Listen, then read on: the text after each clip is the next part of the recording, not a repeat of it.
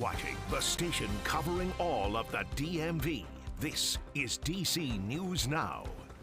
Hi, everyone. Thank you so much for joining us for DC News. And now at 9, I'm Susan Tran. Hi, I'm Chris Flanagan. A DC restaurant and hookah bar is telling people they prefer more mature customers. The restaurant is in a popular corridor near the Eastern Market.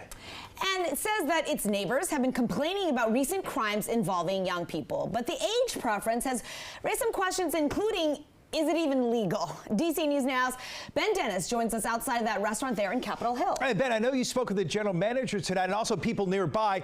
How are they reacting?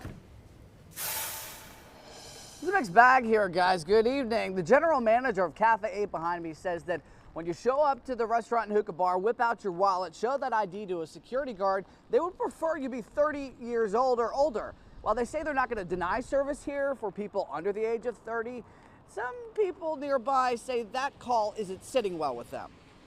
That's the discrimination to me.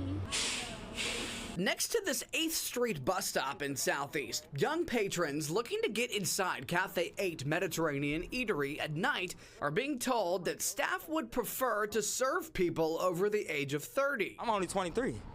I would feel offended.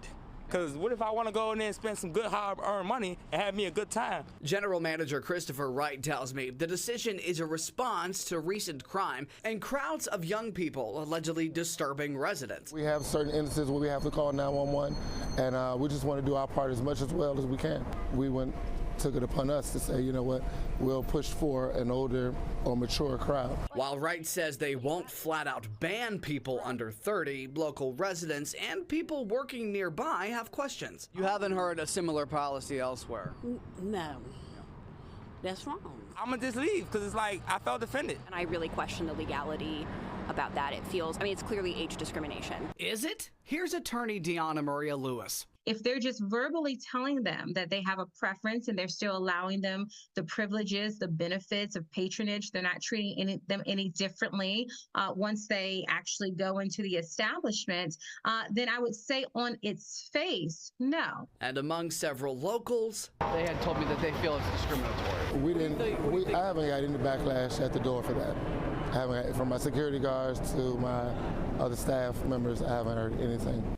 All right, civil rights law in D.C. says that while you cannot wholly or partially discriminate someone in a commercial space based on age among demographics, there's no word of any formal complaints from anyone against that restaurant. Yeah, kind of interesting to see what happens there. Yeah, absolutely. All right, let's get a first check on the forecast. Now it's Chief Meteorologist Janessa Webb. We're taking a live look outside right now, and look at the camera shake.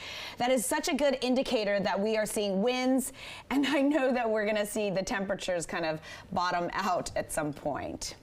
Janessa.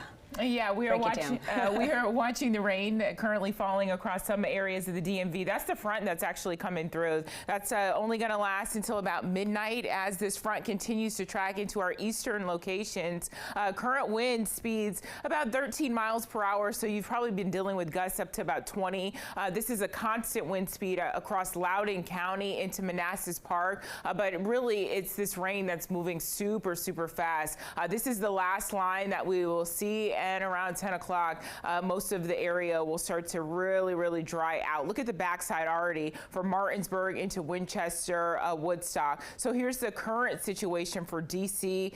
Not seeing any torrential or moderate bands extending down towards Northern Virginia, I-95 corridor. This is light to scattered. Temperatures, they haven't fallen too much just yet. 53 right now for DC, upper 50s earlier this afternoon across Anne Arundel County. So haven't dropped significantly across the region, but we are currently watching this rain because it's going to be super beneficial to our whole drought situation that's starting to get a little bit on the worst side. We do have high pressure starting to work its way back in. I have more on this forecast coming up.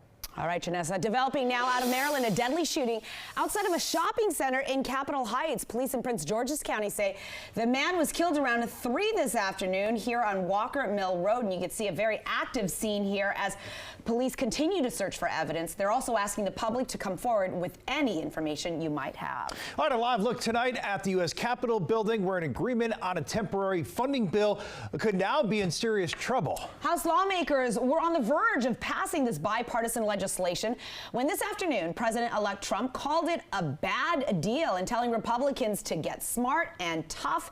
He says House Speaker Mike Johnson and the entire GOP should renegotiate, but a bill needs to be passed by Friday at midnight, or the government will partially shut down just in time for the holidays. Yeah, and if that deal does fall apart, it could really put an end to efforts to bring the Washington Commanders back to the district.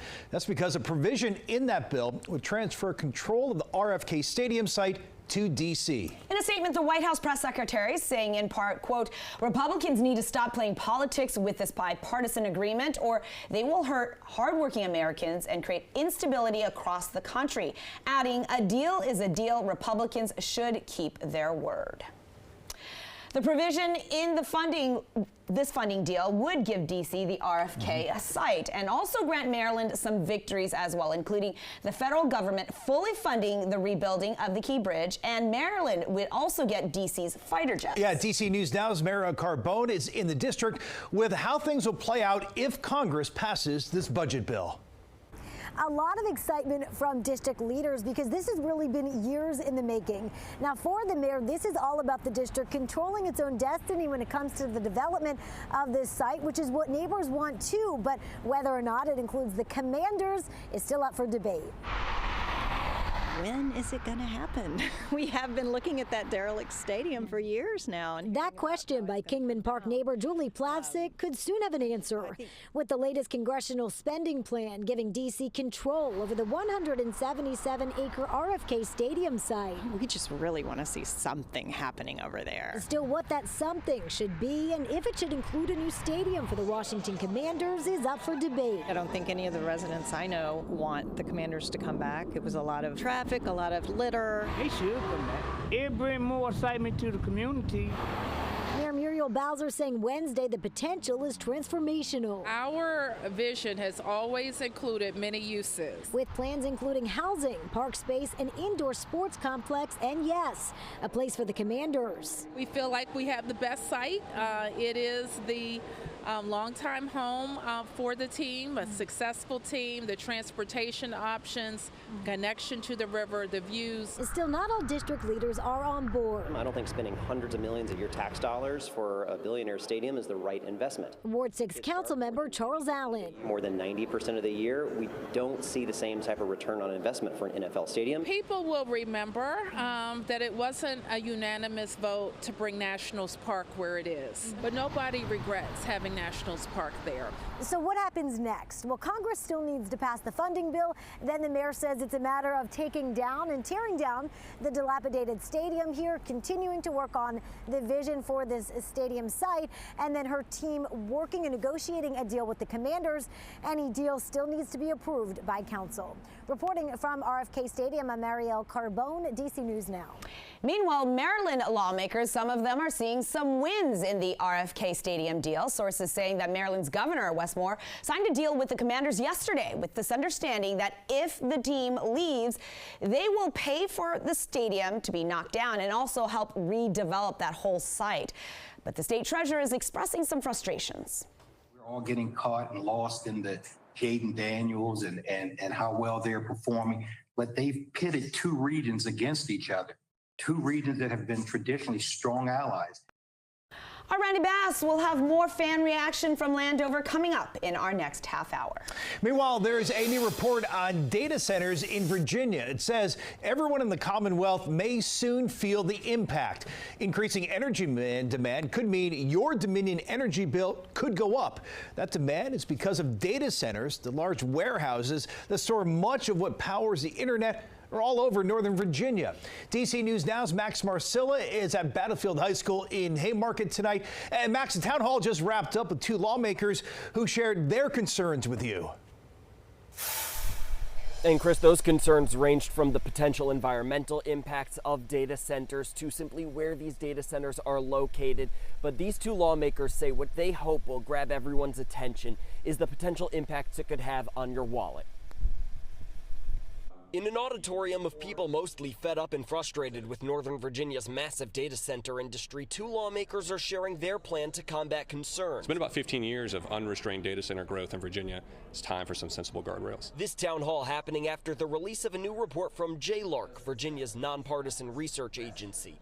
In the report, it says these data centers are substantially driving up energy demand, and building the infrastructure to continue powering Virginia will be difficult. We, the taxpayers, giving them the financial ability to disturb our lives, to disrupt our lives, is not fair. It could lead to a change in how much you're paying. The report finds the typical Dominion Energy customer could see their costs increase by as much as $37 a month by 2040. That is directly affecting people's pocketbooks. On the other hand, data center proponents would point to the revenue they bring in. They make up about 1/3 of Loudoun County's tax revenue and has allowed the county to cut real estate tax rates. But State Senator Danica Rome says, if your electric bill is going up, then it's kind of hard to say like, oh, thanks for the tax revenue, when the data center industry is suing Prince William County because they don't like their property tax assessment. That's a problem.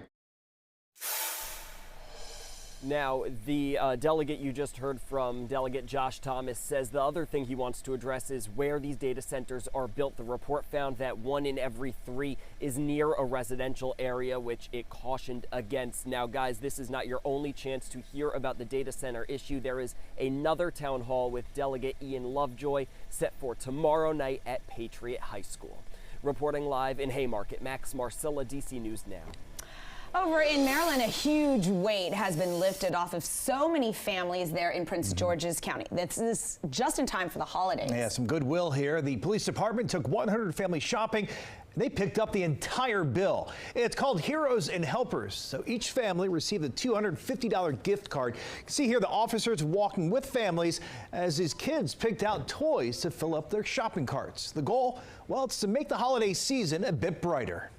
Real grateful for the opportunity to be able to get my son some things for Christmas. I appreciate it. For all of us, it just makes us super happy just to be able to see those smiles on those kids' faces, because at the end of the day, it's what it comes down to. It's just making those kids happy. This is like the crescendo. This is the holiday season. This is the season where families that don't have it need it the most.